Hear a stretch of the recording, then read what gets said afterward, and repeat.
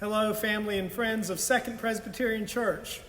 You may wonder why I'm up in the choir loft next to the organ. Well, you'll have to wait till the end to find out. First, I want to tell you how much I loved our open house on Sunday. Now, why did I love it? There's so many reasons. Not only the donuts and the food, I love my donuts, but most of all, I love seeing the congregation gathered together in the same room for a time of fellowship and friendship. I enjoyed so many conversations around the room and the relaxed time just to enjoy being with people and to enjoy the conversations. I heard laughter, I sensed joy, got a sense of energy around this church. You know, one of the most important things we share with one another is joy. Have you noticed that joy is contagious? I walked around from booth to booth in the room to see the many ways God is at work in the life of Second Presbyterian. And I love the fact that we had visitors who came to join us for the open house. They came and they could learn about the many ministries of this church. Even more, they could meet the people of the church who love their church. That's the most important thing. Now, one of the staff members turned to me during the event and said, "Jody, this is what it was like before the pandemic." This meaning the energy and joy of being a part of this community of faith. I hope we can build on this experience that as we move into our fall programming, I hope more people will be able to come in person as they feel more comfortable. There is no substitute for person-to-person relationships. Now, you may remember that God even decided to show up in person in the incarnation of Jesus Christ. God had spoken through messengers, God had spoken through prophets, God had spoken through many ways. But when the time was right, God decided to come among us. God became human, up close, personal. We know so much more about God because God chose to live among us in Jesus Christ.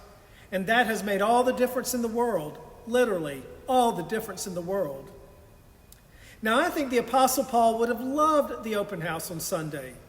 He would have seen everyone pulling together for the good of the church.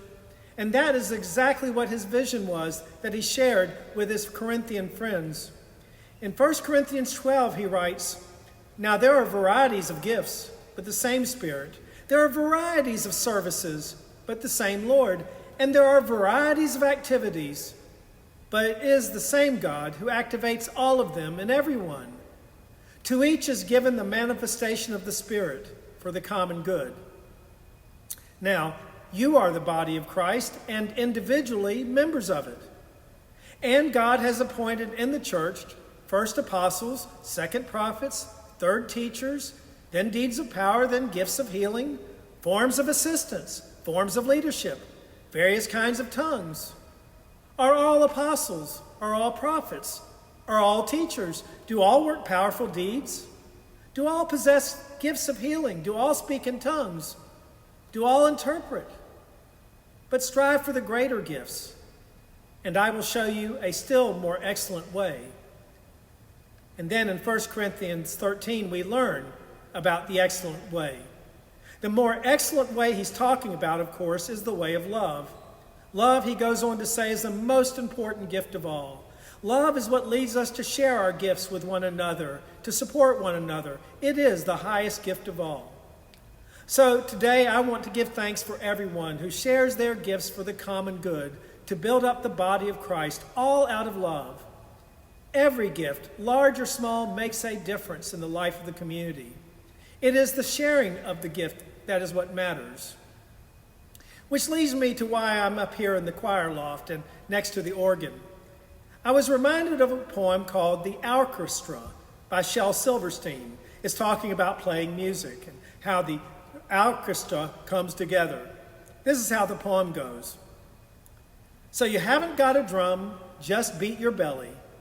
So I haven't got a horn, I'll play my nose. So we haven't got any cymbals, we'll just slap our hands together. And though there are many orchestras that sound a little better with their fancy shining instruments that cost an awful lot, hey, we're making music twice as good by playing what we've got. This is my way of saying thank you to everyone who shares your gifts. It is truly music to our ears. May the peace of Christ be with us all.